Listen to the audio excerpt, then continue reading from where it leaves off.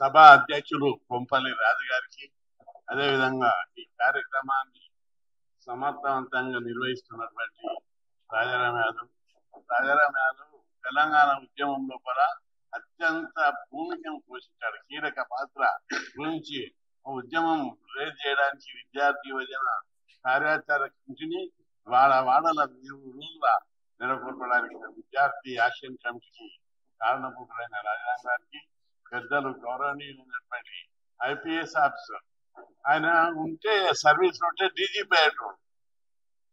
కానీ నా జాతి ముఖ్యం, నా జాతి కోసం నేను పోరాడతా అని చెప్పి వచ్చినటువంటి పెద్దలు గౌరవనీయుడు ప్రవీణ్ కుమార్ గారికి, వివిధ సంఘాల నాయకులందరూ వచ్చారు.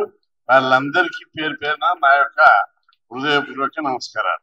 ముఖ్యంగా ఈరోజు ఉద్యమము పిల్లలందరూ, నిరుద్యోగులందరూ న్యాయమైన డిమాండ్ల కోసం పోరాడుతున్నారు. ప్రభుత్వం ఎదురుదాడి చేస్తుంది.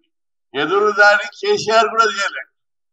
అప్పుడు నేను ఒకసారి 2015 అనుకుంటా, చాలా పెద్ద ఎత్తున నిరుద్యోగులది ఉద్యమం చేపట్టాం.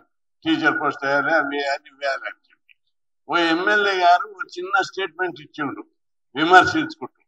అదే రోజు సాయంత్రం కేసీఆర్ గారు పిలిపించి, మీరు ఉద్యమాలను క్రిస్టియన్ విమర్శించకుండా న్యాయమైన డిమాండ్లు వాళ్ళ ప్రజల యొక్క డిమాండ్ల గురించి మాట్లాడుతున్నారు.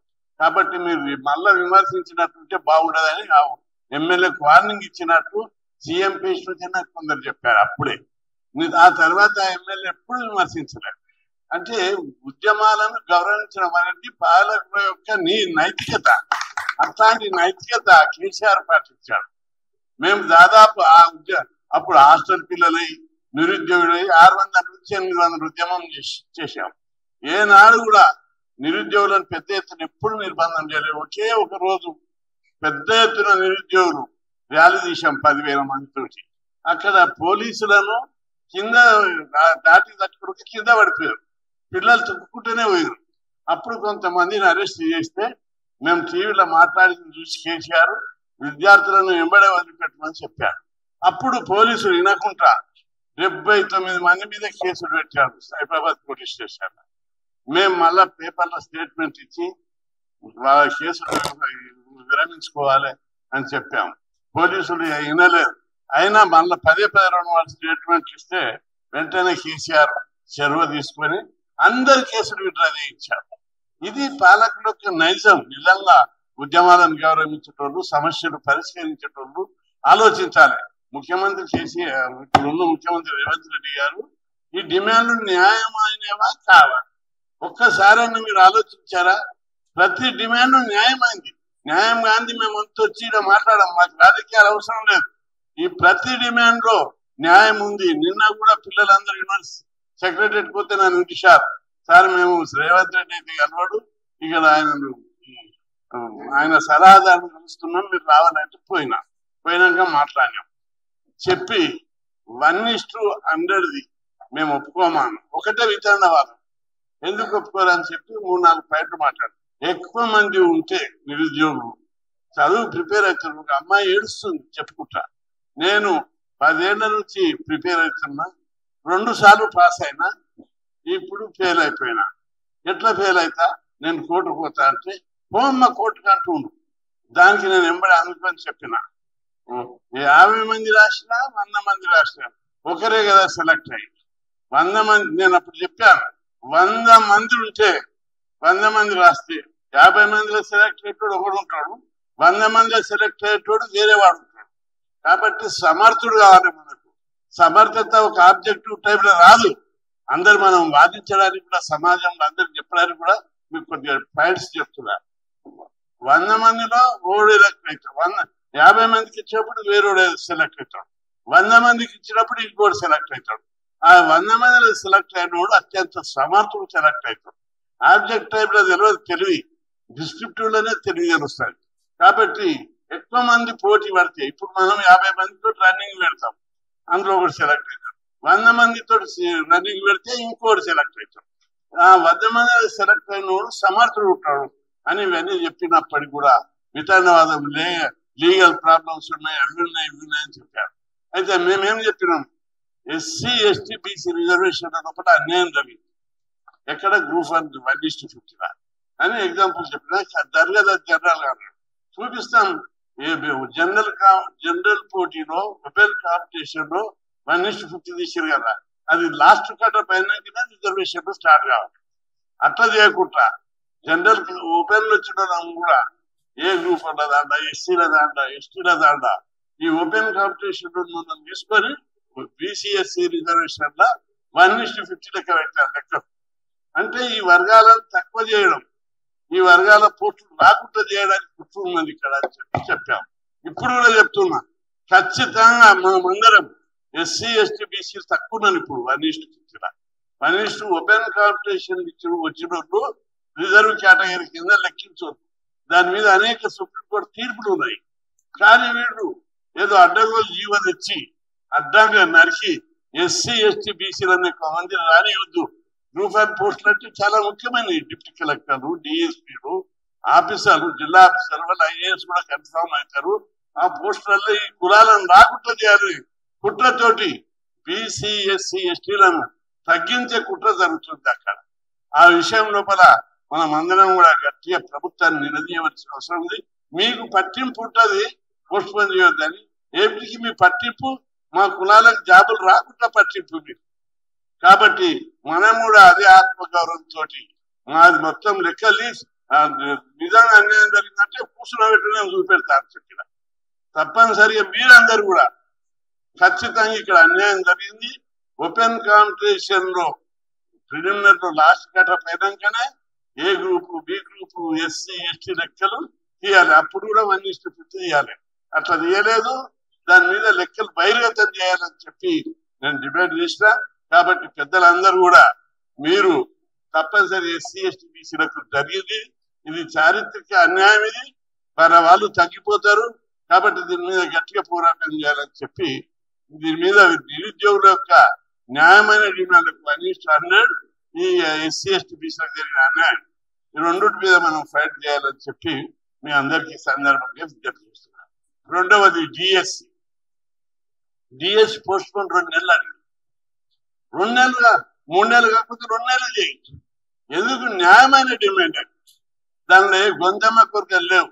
ఎగ్జామ్ తర్వాత ఎగ్జామ్, గ్రూప్ 1 ఎగ్జామ్, తర్వాత hostel welfare officer exam, central government exam, దాని తర్వాత ఒకటి ఉన్నది డిఎస్సి అనేది. చాలా పెద్ద మొత్తంలో ఉన్నాయి టీచర్ పోస్టులు. దానికి మంచిగా ప్రిపేర్ అయితేనే మా లైఫ్ ఇది ఒకటే ఛాన్స్. అందుకే మాకు పోస్ట్ పోన్ చేయమని అడుగుతున్నాం. దానికి ప్రభుత్వం వితండవాదం, మొండితనం చెప్పి గ్రూప్ 2 పోస్ట్ పోన్ చేస్తాం, ఇంకోటి పోస్ట్ పోన్ చేస్తాం. ఏది ఆ ఫారెస్ట్ ఆఫీసర్లు అంటే గిన్నె ఉంటాయి పోస్టులు, అది పోస్ట్ పోన్ చేద్దామని నిరుద్యోగులను మభ్యపెట్టే ప్రయత్నం కుట్ర జరుగుతుంది. టీచర్ పోస్టులను ఎట్టి పరిస్థితుల్లో ఆ విద్యార్థుల యొక్క పట్టుదల చూస్తే నిన్న పెద్ద ఎత్తున డిఎస్సీ ముట్టడి చేసినాం. 1000 మంది గుంపులు వస్తూనే ఉన్నారు. ఒక బ్యాచ్ పట్టుకుంటే నన్ను అరెస్ట్ చేయాలని చూసాడు ఒకటి ఏసీపీ. పోలీసులు అంతా చుట్టూ ఉండి పోలీసు తీసుకొచ్చి కూర్చోబెట్టారు. డీసీపీ వచ్చారు. కృష్ణయ్య గారిని అరెస్ట్ చేయాలంటే పార్లమెంట్ లో ఉపరాష్ట్రపతి పర్మిషన్ కావాలి, మనకు స్పీకర్ పర్మిషన్ కావాలి. అట్లా దేనికి వెళ్ళలేదు అనందని తెలిసిన పోలీసు అన్ని ఆపేసి సార్ మీరు వెళ్ళిపోయింది సార్ అన్న. నేను వెళ్ళాను. ఇంకా వస్తున్నారు, వాళ్ళందరినీ చూసి వాళ్ళతో మాట్లాడేపోతానికి ఆఖరికి కమిషనర్ ఆగి నన్ను లోపలికి రమ్మని డిమాండ్ అనేది మాట్లాడితే ఏమంటాడంటే ఇది లేట్ అవుతుంది అన్న. కమిషనర్ అనే మాట లేట్ అవుతుంది, ఇప్పటికే చాలా ఆలస్యం అయింది, మేము మళ్ళీ 6 నెలల్లో డిఎస్సి ఇస్తాం. 6 నెలల్లో డిఎస్సి కాదు, మళ్ళా రాసుకుంటే ఏజ్ బార్ అయిపోతుంది. కాబట్టి ఎట్టి పరిస్థితులు 2 నెలలు పొడిగించాలి. పిల్లలకు చదువు చెప్పేటాడు. అబ్బా చాలా బుద్ధి వచ్చింది మీకు. పిల్లలకు చదువు చెప్పడానికి తొందరగా పెడతారా? ఇప్పుడు ఎప్పుడు జూన్లో రావాలి, మీరు జూన్లో రాలేదు, ఎలక్షన్లో తిప్పుకున్నారు వీళ్ళందరూ. ఇప్పుడు 2 నెలలు పోస్ట్ పోన్ చేస్తే అప్పటిదాకా ఇప్పుడు ఎట్లయినా టీచర్ కావాలి, విద్యా వాలంటీర్. ఈ సబ్జెక్ట్ మనం సమాజానికి కూడా ఇవ్వాలి, న్యాయమైన డిమాండ్ అది. కాబట్టి మీరు 2 నెలలు పొడిగిస్తే కొంపలు ఆరిపోవు. ఎట్లయినా 2 నెలల దాకా 3 నెలల దాకా ఈ టీచర్లు వచ్చేదాకా విద్యా వాలంటీర్లు ఉంటారు. ఈ విద్యా వాలంటీర్లను మళ్ళీ 2 నెలలు ఎక్స్టెండ్ చేయి. కాబట్టి సమాజానికి స్కూళ్ళకి ఏం నష్టం జరగదని చెప్పారు. అది సీఎం డిసిషన్, మా చేతుల్లో లేదని వాళ్ళ ఆఫీసర్. కాబట్టి ముఖ్యమంత్రి గారికి చెప్తున్నా, మీరు నిరుద్యోగుల మీరు అపోజిషన్ ఉన్నప్పుడు ప్రతి డిమాండ్ నిరుద్యోగుల డిమాండ్ సమర్థించారు. మేము ఎన్నో మీటింగ్లు పెట్టి ఎంపీ నగలరా ఇక్కడ అక్కడ పెట్టినప్పుడల్లా రేవంత్ రెడ్డి గారు వచ్చారు. ప్రతి డిమాండ్ లో న్యాయం ఉందా లేదా అనేది చూడకుండా కూడా సపోర్ట్ చేశాం. ఇప్పుడు న్యాయం ఉన్నటువంటి డిమాండ్లను ఎందుకు సమర్థించడం లేదు, ఎందుకు ఆలోచించడం లేదు? గుడ్డిగా నిరుద్యోగులను అరెస్ట్ చేస్తే వాళ్ళంతా కూర్చుంటారా, ఊరుకుంటారా? ఖచ్చితంగా వాళ్ళని ఎంత ఒత్తిడి చేసి ఎంత అణచివేస్తే అంత బండైతుంది. తెలంగాణ గడ్డ, ఈ గడ్డ మీద ఉంటే ప్రతి బిడ్డ పౌరుషం కలిగిన బిడ్డ. కాబట్టి నిరుద్యోగులతో పెట్టుకుంటే కష్టం. ఇక్కడున్న కాంగ్రెస్ నాయకులను కూడా నిరుద్యోగులు నమ్మలేదు. రాహుల్ గాంధీ స్వయాన వచ్చినందుకు నమ్మారు. అవసరం అయితే చెలో ఢిల్లీ పెట్టి ఏఐసిసి ఆఫీస్ కాడ ధర్నా చేసి ఇక్కడ నిరుద్యోగులకు ఎట్లా అణచివేస్తున్నారో ఆ విషయం కూడా కేంద్ర ప్రభుత్వం దృష్టికి మళ్ళా వీళ్ళ అధిష్టానం దృష్టికి తీసుకురావాలని చెప్పి నిన్న నిరుద్యోగులు స్లోగన్లు ఇచ్చారు. కాబట్టి ప్రభుత్వాన్ని హెచ్చరిస్తున్నాం, నిరుద్యోగులను అణచివేస్తే అది చివరకు మహాప్రలయంగా దారితీస్తుంది. కాబట్టి మీరు మర్యాదగా నిరుద్యోగుల మీద నిరుద్యోగులతో చర్చలంటే ఎవరు? ఆర్ట్స్ కాలేజ్ కాడ ఉన్నటువంటి వాళ్ళని చెప్పి, యూనివర్సిటీ ఉన్న వాళ్ళని చెప్పి, పోరాటం చేస్తున్న రాజారాం లాంటి వాళ్ళను, పెద్దలైనటువంటి ప్రవీణ్ కుమార్ లాంటిని పిలిపించి చర్చలు జరిపి న్యాయమానే మా ఊట మాట్లాడు. బీసీఎస్ రిజర్వేషన్లు కూడా భర్తీ చేయనటువంటి మీరు, పార్టీ అమలులో లోపభీష్టమైన విధానాన్ని అమలు చేసే మీరు మాట్లాడు, మాతో చూద్దాం మీరు రిజర్వేషన్లు ఎక్కడ సక్రమంగా అమలు చేశారు, 1:100 ఎందుకు కావాలి, టీచర్ పోస్టుల వాయిదా ఎందుకు, టీచర్ పోస్టులు కూడా మీరు అందరు గమనించండి. 25,000 ఉన్నాయని పిఆర్సీ చెప్పింది. పిఆర్సీ అంటే పేరెంట్ కమిటీ గవర్నమెంట్ కమిటీ, వాళ్ళు 25,000 అని చెప్పారు. అంతే కాగలేదు. నేను పార్లమెంట్ క్వశ్చన్ చేసిన, తెలంగాణలో ఎన్ని టీచర్ పోస్టులు ఖాళీ ఉన్నాయి, దీంతో పాటు మోడల్ స్కూల్, కస్తూర్బాయి, అనేక గిరిజన ఏకలవ్య స్కూల్స్, వీటి మీద అనేక ప్రశ్నలు వేసినప్పుడు వాళ్ళు ఇచ్చిన సమాధానం పార్లమెంట్ లోపల తెలంగాణ లోపల ప్రైమరీ స్కూళ్ళ లోపల 18,000 దాదాపు మొత్తం 25 నుంచి 27,000 ఖాళీ ఉన్నాయని చెప్పి సమాధానం చెప్పారు. పార్లమెంట్ లో చెప్పింది తప్పవుతుందా అని చెప్పి నేను అడుగుతున్నా. కాబట్టి ఎట్టి కోణంలో చూసినా, ఏ పద్ధతిలో చూసినా 25,000 టీచర్ పోస్టులు ఖాళీ. మీ పిల్లలనేమో 3 లక్షల 4 లక్షల ఫీజు కట్టి కార్పొరేట్ స్కూల్లో చదివిస్తావు, మా పిల్లలు పంతులు లేని పాఠశాలలో చదివిస్తారా? కాబట్టి మొత్తం టీచర్ పోస్టులు భర్తీ చేయాలి. ఓ కుట్టున్నది అంట, మళ్ళా వెంటనే డిఎస్ చేసి కొన్ని పోస్టులు భర్తీ చేసి ఇప్పుడు ఆ తర్వాత భర్తీ చేయాలని. ఎందుకంటే మేము 2 డిఎస్లు వేసినాం, 3 డిఎస్లు వేసినామని గొప్పలు చెప్పుకోవడానికి. ఇప్పుడు చూడు, గురుకుల పాఠశాల రిలింక్విష్మెంట్ చెట్టకుండా 3,600 పోస్టులు మీద పెట్టారు. వాటికి ఇంకో డిఎస్ చేస్తామంటారు మేము గొడవ చేస్తే.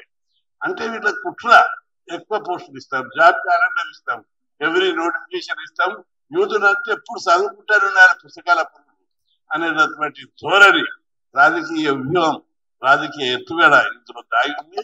కాబట్టి ప్రభుత్వం వెంటనే నిరుద్యోగులతో చర్చలు జరిపి గ్రూప్ 2 పోస్టులు ఎన్ని 780 వేసి, ఇవి దాదాపు 2,000 పోస్టులు ఉన్నాయి. గ్రూప్ 1 1,600 పోస్టులు ఉన్నాయి. కేవలం 560 మందికి పరిమితం చేశారు. వీటిని 1,600 పెంచమని అడుగుతున్నాం. 1,600 పోస్టులు ఉంటాయి, చూపెడతాం లెక్కలు.